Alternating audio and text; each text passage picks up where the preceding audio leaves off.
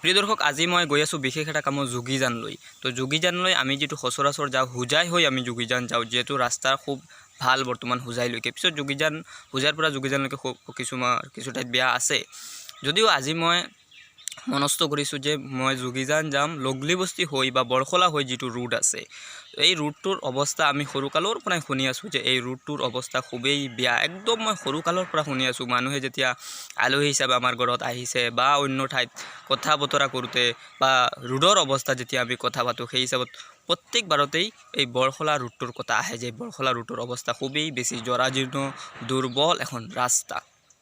কিন্তু মই আচৰিত হ'লোঁ, ধৰি লওক 2 বছৰ আগত মই এই ৰুটটোৰে গৈছোঁ সৰ্বপ্ৰথমবাৰৰ বাবে, তো দেখিছিলোঁ এই ৰুটখনৰ অৱস্থা। কিন্তু আজি 2021 চনৰ আজি ফেব্ৰুৱাৰী মাহ চলি আছে, সেই সময়টোতো বা নিৰ্বাচনৰ আগমুহূৰ্ততো সেই ৰুটটোৰ অৱস্থা মই সৰুকালৰ পৰা যেনেকুৱা শুনি আছোঁ তেনেকৈ আছে। কাম কিছু পৰিমাণে হৈছে আপোনাৰ লংলি বস্তিৰ শেষ ইমাৰতত বড় মছজিদলৈকে, ইয়াৰ পিছত কিন্তু ৰাস্তাখনৰ অৱস্থা এই পূৰ্বৰ দৰেই চলি আছে। তো আজি মই গৈ আছোঁ কিছু ঠাইত আপোনালোকক দেখুৱাবলৈ যত্ন কৰিম। দৰ্শক মই বৰ্তমান পাৰ হৈ আছোঁ বৰখলা ৰুটটো। বহুত কেইখন টমটম এই ৰুটেৰে পাৰ হোৱা দেখিছোঁ, বাইক পাৰ হোৱা দেখিছোঁ। টমটমবিলাকত বাইকবিলাকত চালকজনটো আছেই, লগতে মহিলাবিলাককো দেখা যায়। কিমান কষ্ট কৰি এই ৰুটটোৰে মানুহ পাৰ হৈ আছে। এটা এমাৰ্জেঞ্চি কেছ অথবা বিভিন্ন ধৰণৰ প্ৰসৱ বেদনা আছে, বিভিন্ন ধৰণৰ এমাৰ্জেঞ্চি ৰোগীবিলাক থাকিব পাৰে। এই ৰুটটোৰে কেনেকৈ এখন গাড়ী 30ৰ পৰা 40 স্পীডত যাব পাৰে। মই নিজেই বাইক চলাই আছোঁ, 10ৰ পৰা 20লৈকে যাব পৰা গৈ আছে। ইয়াৰ পিছত এখন টমটম কেনেকৈ বা যাব পাৰে, তেওঁলোকৰ যিটো হায়েষ্ট স্পীড আছে।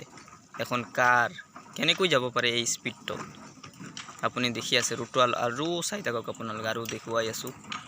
এখন টমটম গৈ আছে, কিমান লাহে লাহে যাব লগা হৈ আছে। এখন টমটমৰ যিটো মূল্য আছে, সেই মূল্য কিমান দিনত পৰিশোধ কৰিব পাৰিব। গাড়ীখনৰ অৱস্থাটো 1 মাহতেই দেখোন মানে জৰাজীৰ্ণ হৈ যাব। উফ, চ' চেড। আজি 21 শতাব্দীৰ যুগত নিৰ্বাচনৰ প্ৰাক মুহূৰ্তত প্ৰত্যেকটো ৰাস্তাৰ কাম হৈছে, কিন্তু এই ৰুটটোৰ কাম হোৱা নাই। এনেকুৱাই একদম যুগ ধৰি একদম সৰুকালৰ পৰাই মই শুনি আছোঁ, প্ৰায় 15 বছৰৰ পৰা শুনি আছোঁ এই ৰুটটোৰ অৱস্থা এনেকুৱাই। প্ৰিয় দৰ্শক, বৰ্তমান মই উপস্থিত আছোঁ বৰখলাত, একদম সোঁমাজত আছোঁ। দুয়োটা ফাল আপোনালোকক দেখুৱাবলৈ যত্ন কৰিছোঁ খেতিপথাৰ।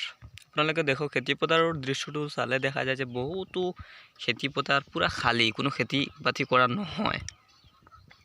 তো এই যে খেতি বাতি কৰা নহয় বা মাটিখিনি এনেকৈ খালী পৰি আছে, ইয়াৰ মাজতো কিবা এই পৰিবহণ বা এই ৰাস্তা ঘাটৰ কিবা নিশ্চয় সম্পৰ্ক থাকে।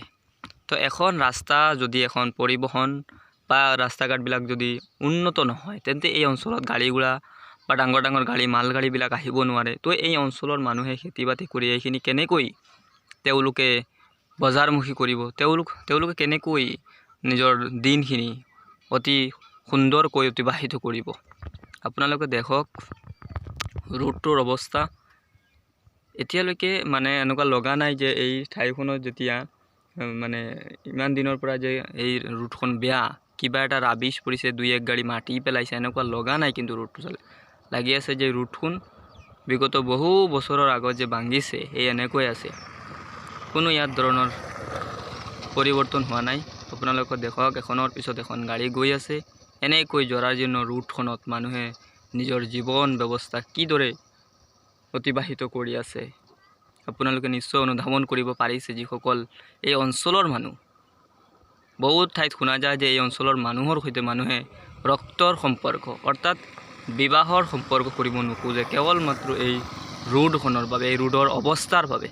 আপুনি চিন্তা কৰি চাওক সামাজিক ব্যৱস্থাত কিমান এটা অসুবিধা হৈ আছে এটা ৰুটৰ এনেকুৱা অৱস্থাৰ বাবে। প্ৰিয় দৰ্শক, বিভিন্ন কথা বিভিন্ন বস্তু আপোনালোকৰ লগত আলোচনা কৰিলোঁ। মুক্ত ঠাই, একদম দুয়োটা ফাল একদম মুক্ত ঠাইত মই বৰ্তমান উপস্থিত আছোঁ। ৰুটখনত অলপ খোজকাঢ়িবলৈ যত্ন কৰি আছোঁ। কেনেকৈ এই মানুহে, কেনেকৈ ইয়াৰ এই যিটো জনবসতি আছে, কেনেকৈ এই মানুহবিলাকে নিজৰ বিভিন্ন প্ৰয়োজন হিচাপত বজাৰত যায়, বেমাৰ আজাৰ ইত্যাদিখিনি স্বাস্থ্যসেৱা কেনেকৈ এই মানুহখিনিয়ে কৰি আছে, এইটো বৰ আচৰিত কিন্তু এটা বিষয়। এয়া দেখক এজন ব্যৱসায়ী গৈ আছে, কেনেকৈ তেওঁৰ বাইকটো তেওঁ চলাই আছে ইমান সামগ্ৰীৰে। কিন্তু বৃহৎ এটা ঠাই অঞ্চল, আপোনালোকে দেখি আছে কেমেৰাত, কিমান মুক্ত ঠাই, কিমান বৃহৎ অঞ্চল, বৃহৎ এলেকা বৃহৎ জনবসতি এই ৰুটখনৰ ওপৰতে নিৰ্ভৰশীল কিন্তু অথচ এই ৰুটখনৰ অৱস্থা আপোনালোকে অতি সূক্ষ্মভাৱে আহি এই ৰুটখনত গৈ দেখি যাব পাৰে কেমেৰাত মই আপোনালোকক যিমান দূৰ দেখুৱাব পাৰিছোঁ মাজে মাজে থিয় হৈ বাইকৰ পৰা সেইখিনি আপোনালোকক দেখুৱাব পাৰিছোঁ কিন্তু যদি প্ৰকৃত ছবি আপোনালোক আহি দেখে তেন্তে আপোনালোকৰো অন্তৰখন খুবেই বেছি নৰম হৈ পৰিব এই দৃশ্যটো দেখিলে প্ৰিয় দৰ্শক স্বাস্থ্যৰ কথাটো আপুনি জানেই কেনেকৈ এখন ৰোড অবিহনে স্বাস্থ্য সেৱা কেনেকৈ আমি আগবঢ়াব পাৰোঁ এই অঞ্চলৰ মানুহৰ কি শিক্ষাৰ প্ৰয়োজন নাই নেকি এখন ৰোড অবিহনে মানুহে কেনেকৈ শিক্ষা অৰ্জন কৰিব পাৰে প্ৰিয় দৰ্শক নিশ্চয়কৈ এই অঞ্চলৰ মানুহ শিক্ষা দীক্ষা স্বাস্থ্য সেৱা প্ৰতিটো দিশতে পিছ পৰি আছে আমি যেতিয়া হোজাই জিলাৰ সদৰ হোজাই চহৰলৈ আহোঁ অথবা হোজাই সমষ্টিৰ মুখ্য চহৰ হোজাইলৈ আহোঁ তেতিয়া দেখোঁ এখনৰ পিছত এখন অট্টালিকা গঢ়ি উঠি আছে এখনৰ পিছত এখন বিল্ডিং এখনৰ পিছত এখন শিক্ষানুষ্ঠান এখনৰ পিছত এখন hospital nursing pharmacist book stall দোকান বিভিন্ন বস্তু এখনৰ পিছত এখন হয় ঠিক একেধৰণে এখনৰ পিছত এখন ৰোড এখনৰ পিছত এখন ড্ৰেইন বিভিন্ন উন্নয়নমূলক কাম আমি হোজাই চহৰত দেখা পাওঁ কিন্তু এই হোজাই সমষ্টিৰ ভিতৰুৱা গাঁওবিলাকৰ কাহিনী আচলতে কি আমি কোনোবাই নাজানো আমি কোনোবাই দেখিবলৈ যত্ন কৰা নাই কাৰণ হোজাই জিলাৰ সদৰ হোজাই চহৰ হিচাপে আমি সমগ্ৰ অসমৰ মানুহ হোজাই চহৰত আহোঁ আৰু দেখোঁ যে হোজাই যথেষ্ট উন্নত এখন জিলা কিন্তু হোজাই সমষ্টিৰ গ্ৰাউণ্ড ৰিপৰ্ট বৰখলা যোগীজানৰ দৰে এই অঞ্চলবিলাকে ক'ব পাৰে আপুনি বৃহত্তৰ হোজাই সমষ্টি ঘূৰি ফুৰিলে দেখিব ভিতৰুৱা গাঁওবিলাকৰ বেছি বাগৰি ৰুটবিলাক এই এনেকুৱা এই বৰখলাৰ ৰুটখনৰ দৰে অথচ এই গাঁওখন খুবেই পুৰণি হোজাই জিলাৰ ইতিহাস আপুনি যদি বিচাৰি ফুৰে তেন্তে এই গাঁওবিলাক এই এলেকাবিলাক খুবেই বেছি পুৰণা গাঁও হিচাপে পৰিগণিত হ'ব কিন্তু আজিও এই গাঁওবিলাকৰ অৱস্থা স্বাধীনতাৰ পূৰ্বৰ ভাৰতৰ দৰে হৈ আছে ব্যস্ত নেতা পালি নেতাসকলক কেৱল জিন্দাবাদ ধ্বনি দিয়াত বিভিন্ন ৰাজনৈতিক সভাবিলাক জিন্দাবাদ ধ্বনিৰে আমি মুখৰিত কৰি তোলোঁ আমাৰ দৰে মোৰ দৰে যুৱ প্ৰজন্মই কিন্তু এই যিটো আপুনি অনুন্নয়ন দেখিছে এই অঞ্চলবিলাকৰ কথা যদি আপুনি অনুধাৱন কৰিব পাৰে তেন্তে আপুনি কোন স্বাৰ্থত এজন পালি নেতাক এজন নেতাক এজন ৰাজনৈতিক নেতাক আপুনি জিন্দাবাদ দিব পাৰে আমি চিন্তা কৰাৰ সময় হৈছে প্ৰিয় দৰ্শক